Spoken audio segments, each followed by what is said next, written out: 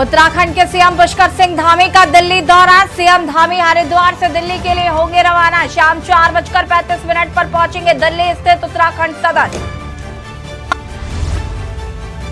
सांस्कृतिक और साहित्यिक महोत्सव कार्यक्रम का आयोजन। सहकार भारती ने कार्यक्रम का किया आयोजन। 3 दिवसीय कार्यक्रम में सीएम धामी ने की शिरकत।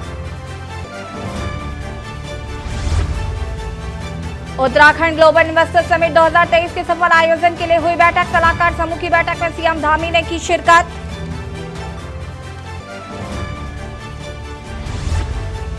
सीएम धामी ने ट्वीट कर दी जानकारी। हेमकुंड साहिब यात्रा को सुगम बनाने के लिए हो रहा रोपवे का निर्माण। कहा कि धार्मिक पर्यटन में देवभूमि कर रहा है कीर्तिमान स्थापित। नैनीताल हाईकोर्ट ने कोटद्वार के मालन सुखरो और खो नदी में अवैध खनन पर लगाई रोक। क्षतिग्रस्त पुलों की मरम्मत का प्लॉट बनाने के भी निर्देश।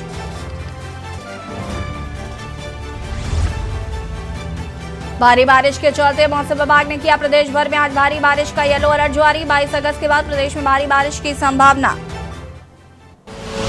आप देख रहे हैं के न्यूज, खबरों का सारथी।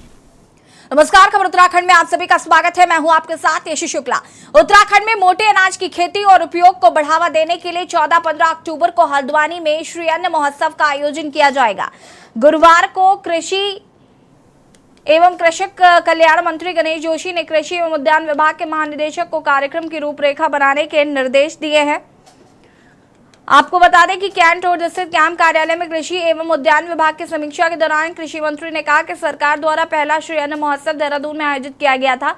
अब राज्य का दूसरा श्री अन्न महोत्सव अक्टूबर माह में हल्द्वानी में आयोजित होगा। जय सम्मेलन की तैयारियों को लेकर भी अधिकारियों को निर्देशित किया गया है। अक्टूबर के प्रथम सप्ताह में रूपक टॉप गार्डनिंग योजना का शुभारंभ मुख्यमंत्री पुष्कर सिंह धामी द्वारा किया जाएगा। इसके लिए भी आवश्यक तैयारियों के लिए निर्देश दिए गए हैं। मंत्री ने अधिकारियों को निर्देश दिए। उन्होंने हाथी टूरिज्म को बढ़ावा देने के लिए प्रदेश के 93 राष्ट्रीय उद्यानों की रिपोर्ट तत्काल प्रस्तुत करने को कहा है।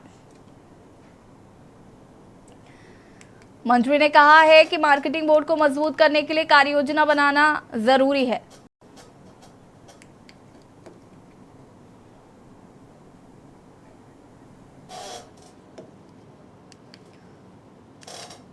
खबर देहरादून से, जहां पर मुख्यमंत्री पुष्कर सिंह धामी ने अधिकारियों को राज्य में निवेश संबंधी स्वीकृतियों के लिए समय सीमा तय करने और उसी के भीतर मंजूरियां देने के निर्देश दिए। सीएम सलाहकार समूह की बैठक में उन्होंने राज्य में निवेश बढ़ाने के लिए निवेशकों की ओर से मिलने वाले सुझावों को गंभीरता से लेने के निर्देश दिए हैं। मुख्यमंत्री ने कहा कि सरकार का प्रयास है कि इन्वेस्टर समिट होने तक राज्य में निवेश अच्छी ग्राउंडिंग हो जाए। इसके लिए नीतियों का सरलीकरण करने के साथ ही उनका तेजी से क्रियान्वयन करने के भी निर्देश दिए गए हैं।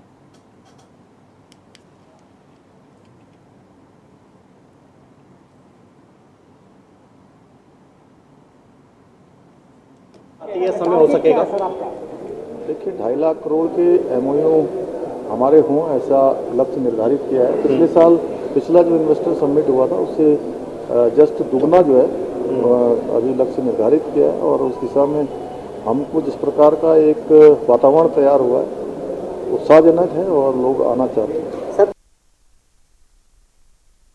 जिले के विकासखंड पौड़ी के तमलाक गांव में बंदरों के झुंड ने एक 80 वर्षीय महिला पर हमला करने का प्रयास किया है, जिससे घबराकर महिला घर के आंगन के रास्ते पर गिर गई, जिससे उसकी मौत हो गई। घटना से ग्रामीणों में आक्रोश है। सूचना मिलने पर राजस्व वन विभाग की टीम भी मौके पर पहुंची और घटना की जानकारी ली जा रही है।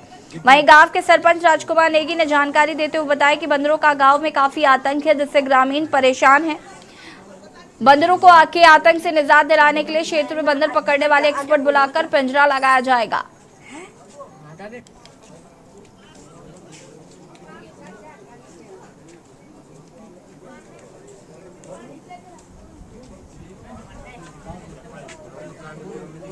तमनाक में गए तो मौके पर देखा कि मतलब वो सीढ़ियों में एक वृद्ध महिला थी और काफ़ी वृद्ध थी, तो मतलब वो सीढ़ियों से गिर के उसकी जीभ पे चोट लग गई, तो दांतों से शायद जीभ कट गई उसकी, तो उससे क्या है उसकी मौत हो गई। ऐसा किसी प्रकार का जंगली जानवर या किसी बंदर का कोई एक खरोच का निशान भी नहीं था शरीर में। उनके परिवारजनों को भी बताया गया कि अगर आपको समझे है तो हॉस्पिटल में तो मेडिकल करवा सकते हैं, मेडिकल के बाद जो भी होगा कुछ मिलेगा। लेकिन इनका परिवार जो है समझदार था और समझने के वास्तव में जो है कि कोई मौत नहीं और किसी प्रकार का मुआवजा नहीं चाहते, तो ऐसा किसी प्रकार का नहीं कि तो बंदर ने धक्का दिया हो या कैसा हुआ।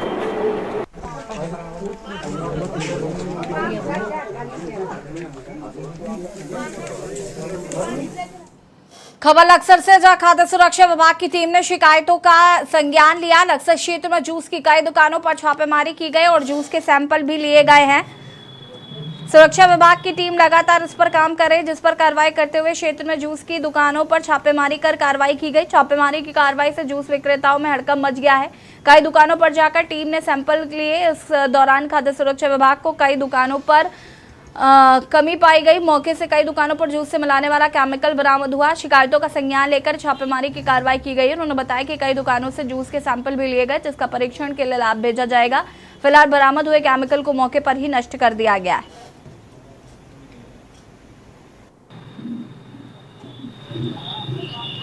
मैंने खाद्य सुरक्षा अधिकारी जिला हरिद्वार को एक पत्र के माध्यम से सूचना दी थी कि जो ये जूस विक्रेता हैं इसमें केमिकल वगैरह मिलाकर किसान लोगों को पिला रहे हैं, कस्टमर को दे रहे हैं। उसी के आधार पर मैंने इनकी शिकायत की थी। और दूसरा विषय ये था कि जो इनके बैनर हैं उनसे ये शिकायत मिल रही थी कि लक्सर क्षेत्र में जूस वाले हैं उसमें किसी भी तरह का मिलावट कर रहे हैं। तो इसी शिकायत को मद्देनजर हमारी पांडे जी और मेरे द्वारा संयुक्त द्वारा टीम के द्वारा आज निरीक्षण किया गया। निरीक्षण में एक तो उनके पास लाइसेंस नहीं आती है, दूसरा जूस का जो एक हमने मैंगो जूस का सैंपल लिया है, तीसरा इनको साफ सफाई करने में भी कमियां पाई गई हैं, चौथा कुछ खराब खाद्य पदार्थों का उपयोग जूस बनाने में कर रहे थे, जिसको हमने डिस्ट्रॉय करवाया। दून में डेंगू मरीजों की संख्या रोजाना बढ़ रही है। गुरुवार को 26 मरीजों ने डेंगू की पुष्टि हुई। वही 1162 लोगों में डेंगू के लक्षण मिलने पर विभिन्न अस्पतालों में जांच कराई गई। सीएमओ कार्यालय के मुताबिक 8 मरीज महंत इंद्रेश अस्पताल, 10 Max, 5 Coronation, 2 SPS Rishikesh Jollygrant अस्पताल में भर्ती है। Dengue nodal doctor CS Rawat ने बताया कि 266 मरीज अभी तक पाए गए हैं, जहां जिले में 1 की मौत हो गई है। वहीं 58 मरीज एक्टिव हैं।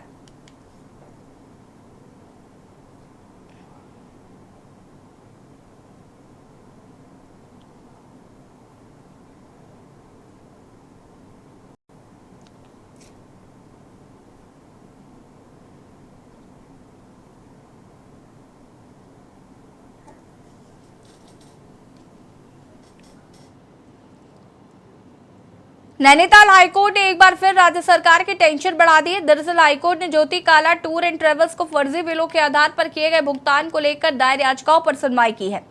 न्यायाधीश न्यायमूर्ति शरद कुमार शर्मा का एकल पीठ ने राज्य सरकार से पूछा है कि फर्जी तेल बिल घोटालों में शामिल मंत्रियों और अधिकारियों के खिलाफ अब तक क्या कार्रवाई की गई है। कोर्ट ने मामले में 1 सप्ताह के भीतर शपथ पत्र पेश करने के निर्देश दिए। वहीं सुनवाई के दौरान काला टूर एंड ट्रेवल्स ने कोर्ट को बताया कि उनके द्वारा कोई बिल नहीं दिए गए। आपको बता दें कि राज्य में तेल बिल घोटाला 2009 और 2013 में सामने आया था। इन सालों में तत्कालीन मंत्रियों की फ्लीट में विभाग ने बाहर से गाड़ियां मंगाई और 1.38 करोड़ रुपए के बिल बनाकर पैसा निकाल लिया। वहीं अब इस मामले में विपक्ष ने इस मामले को बेहद गंभीर बताते हुए सरकार पर निशाना साधा है। साथ ही राज्य में लोकायुक्त की नियुक्ति की मांग की है। देखिए रिपोर्ट।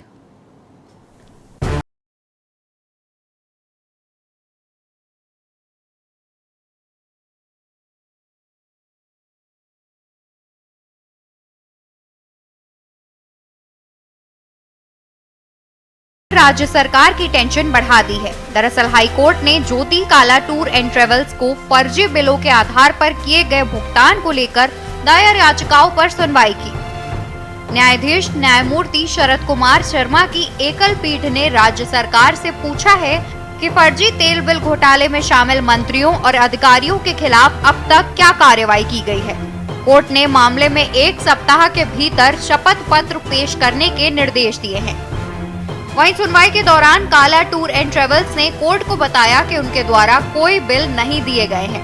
आपको बता दें कि राज्य में तेल बिल घोटाला 2009 और 2013 में सामने आया था। इन सालों में तत्कालीन मंत्रियों की फ्लीट में विभाग ने बाहर से गाड़ियां मंगाई और 1 करोड़ 38 लाख रुपए के बिल बनाकर पैसा निकाल लिया गया। आज एक मामला जिस पर काला टूर एंड ट्रेवल्स, ज्योति काला एवं सोनियाल टूर एंड ट्रेवल्स,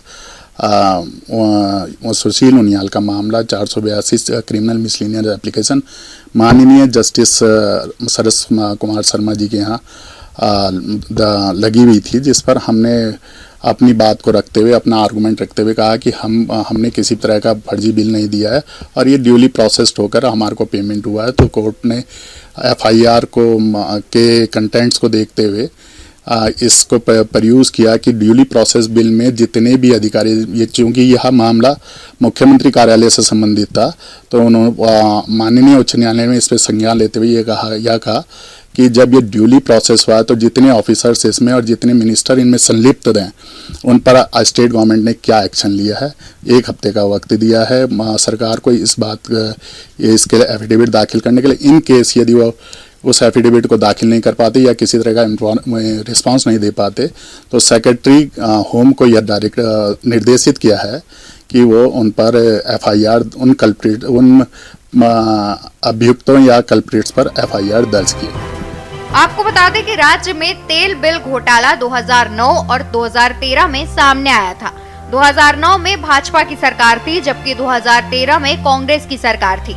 वहीं अब इस मामले में विपक्ष ने इस मामले को बेहद गंभीर बताते हुए सरकार पर निशाना साधा है। साथ ही राज्य में लोकायुक्त की नियुक्ति की मांग की, जबकि सत्ता पक्ष का कहना है कि सरकार कोर्ट के आदेश का स्वागत करते हुए कोर्ट में शपथ पत्र पेश करेगी। भारतीय जनता पार्टी के कार्यकाल में इतने जबरदस्त घोटाले हुए हैं कि अब देखिए माननीय उच्च न्यायालय को हस्तक्षेप करना पड़ रहा है और पूछना पड़ रहा है कि आपने मंत्रियों के ऊपर क्या कार्रवाई की और जो लोग जिनके अधीन में ये काम हुआ है, और फर्जी घोटाले हैं सारे के सारे। आपने तेल के बिल फर्जी बना दिए हैं और उसकी कार्रवाई होनी निश्चित है और सरकार को इसका जवाब देना चाहिए।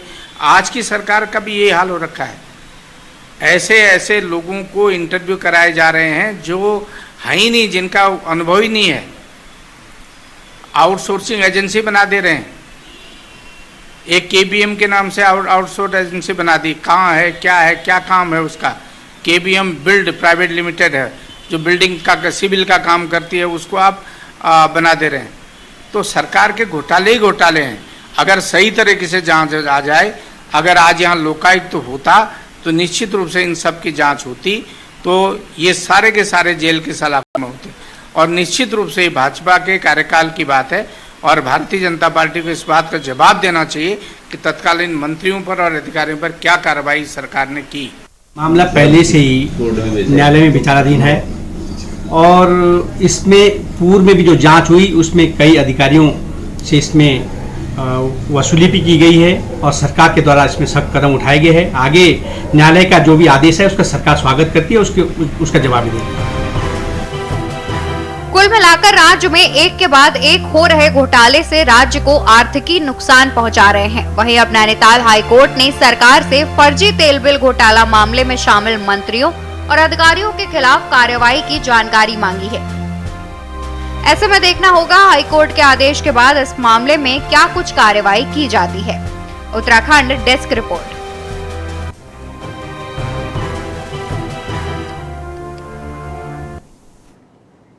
और यहाँ रुकेंगे छोटे से ब्रेक के लिए, जल्द हाजिर होते हैं।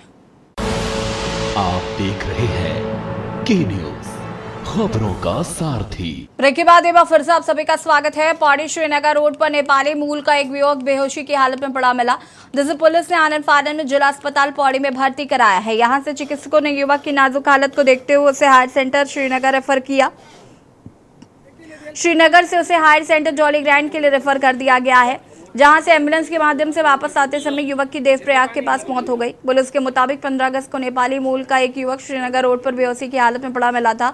सूचना मिलने पर पुलिस ने उसे जिला अस्पताल पौड़ी में भर्ती कराया। वहीं सीओ सदर श्याम दत्त नौटियाल ने बताया कि मामले की जांच की जा रही।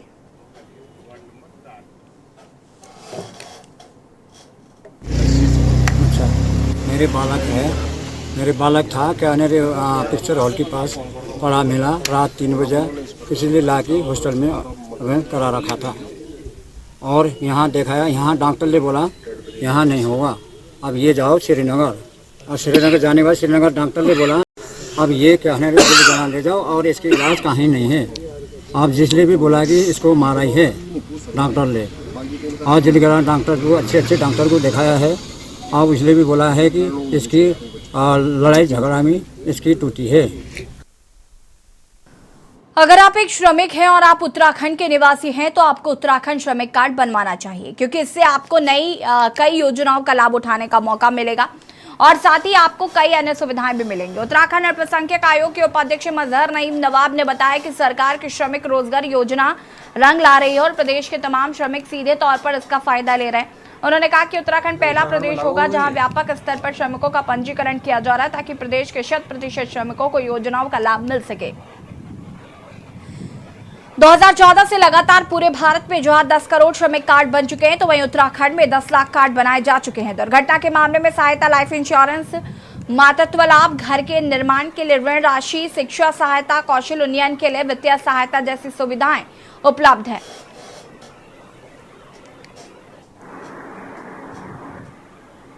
देखिए, जो हमारी श्रमिक भारत सरकार की श्रमिक रोजगार योजना है उसको पूरी तरीके से भारत सरकार ने नए उसमें जो है शुरू किया है और 2014 से लगातार उस पर जो काम किया गया है, आज उसमें हमारे पास पूरे भारत में लगभग 10 करोड़ लोग जो है श्रमिकों के कार्ड बने हैं और उत्तराखंड में लगभग 10 लाख श्रमिकों के कार्ड बने हैं और उन श्रमिकों को हम पूरी तरीके से जो रोजगार के रूप में काम देना चाहते हैं।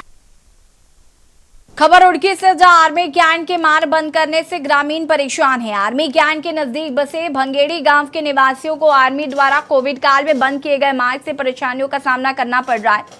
अपनी इन्हीं समस्याओं को लेकर भंगेड़ी गांव की पूर्व आर्मी परिवारों की महिलाएं वरिष्ठ राज्य आंदोलनकारी भावना पांडे से मिलकर समस्याओं के निराकरण की अपील की, जिस पर भावना पांडे ने अपनी ओर से हर संभव प्रयास करने का आश्वासन देते हुए आर्मी कैंट के अधिकारियों से अपील की है कि वो जन भावनाओं को ध्यान में रखते हुए रास्ते को खोल दे ताकि उन्हीं के बीच से आए पूर्व आर्मी कर्मचारियों के परिवारों को तकलीफ ना हो।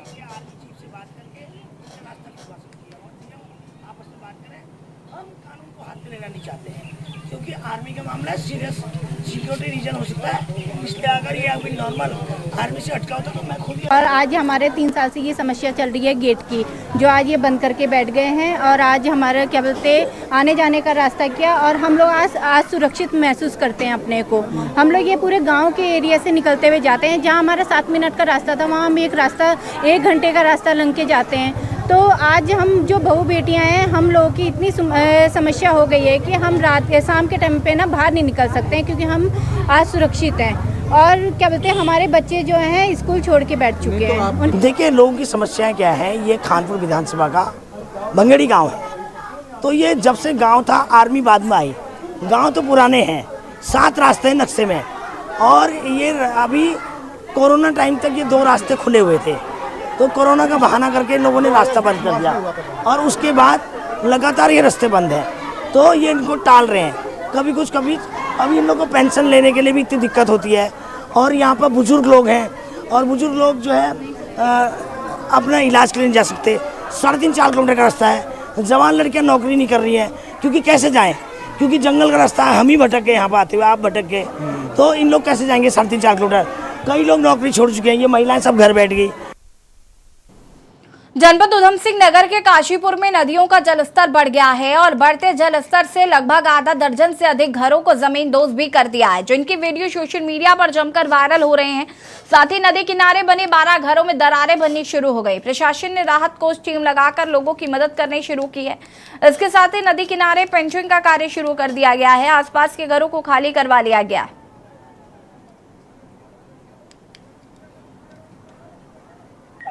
कोई तैयारी नहीं थी सरकार की, किसी भी बिल्कुल सरकार की कोई तैयारी नहीं थी। आ रहे थे और जा रहे थे बस। रात को 1 बजे हमारा घर गिरा, 1-1:30 बजे। कोई नहीं, किसी ने नहीं देखा। जो हमारे इस बस्ती के मेंबर हैं वो ही बस जो कर रहे हैं वो ही है, बाकी और कोई हमें नहीं देख रहा। भूखे प्यासे खड़े हैं, मारा रो रहा टिकरा रहा, कुछ नहीं हो रहा, कोई कुछ नहीं कर रहा। बस सड़कों पर पड़े हैं, अपने गोदामों में सामान भर दिया है। किसी के 7 भाई हैं हमारे एक बस्ती के, उनके गोदाम में सामान भर दिया है हमने बस। और कुछ ये रोड पर पड़ा है, कुछ इधर पड़ा है, यही हो गया है और कुछ नहीं हो रहा है। वो कुछ कह ही नहीं रहे। रात उनके सामने बिल्डिंग गिर गई है, बच्चों को भगा दिया है मार मार के, हमारा घर टूट गया। उन्होंने जब भी हमसे कुछ नहीं कहा है, आन के ये नहीं कहा है कि चलो तुम्हारा घर गिर गया है हम तुम्हें लेके चल रहे हैं, कहीं जगह दे रहे हैं। उन्होंने हमसे कुछ नहीं कहा है आन के। हम तो खुद ही अपना भी जगह अपनी ढूंढ ली है हमने, जहाँ भी हम पड़े हैं रोडों पे। हमारी कोई सहायता करने के लिए तैयार नहीं है। 2-4 दिन से काफी बरसात हो रही है, शाम तक बरसात हुई है। तो देखा होगा आपने जो है यहाँ पे बाढ़ की स्थिति बनी हुई थी, पानी काफी आया था, जिसमें जमींदोज हो गए होंगे और कुछ में जो है दरारें भी आ गई हैं। तो हमारा सर्वप्रथम देखिए जनहानि, सबसे प्रथम हमारा काम होता है जनहानि कोई न हो पाए। और अभी तक हम जो है 24 घंटे यहाँ पर नजर बनाए रखे हैं। उप जिलाधिकारी महोदय भी और हमारे प्रदेश अध्यक्ष भी आए हुए हैं और मैं स्वयं यहाँ पे जो है देर रात तक यहीं पे रहता हूँ। और अभी अब पत्थर का भी इंतजाम हो गया है, पत्थर की पिचिंग भी बन रही है और एक पोकलैंड और मंगाई है। 2 जेसीबी हमारी चल रही है, तो थोड़ा पानी का डाइवर्ट हो जाएगा, तो जिससे कि मंदिर है या और जो मकान है जो क्रैक हो चुके हैं उनको जो है बचाया जाए। बुलेटिन में इतना ही। देखते रहिए के न्यूज़ इंडिया। नमस्कार।